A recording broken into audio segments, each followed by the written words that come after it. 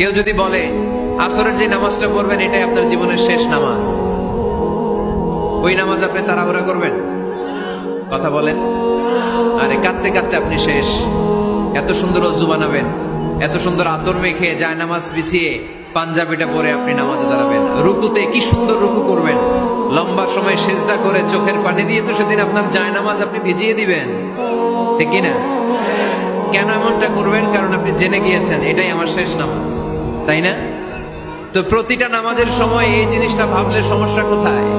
আমরা যে আরো আধা ঘন্টা এখানকার সবাই বেঁচে থাকবো কোনো গ্যারান্টি আছে? আরো 10 মিনিট হায়াত পাবো, গ্যারান্টি?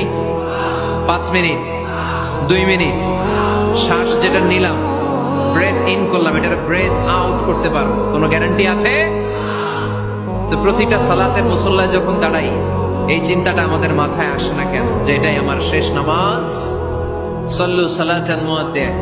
আমার প্রিয় কুমিল্লাবাসী ভাইয়েরা, যখনই নামাজে আমরা দাঁড়াবো আমরা ভাববো হতে পারে এটাই আমার জীবনের শেষ নামাজ।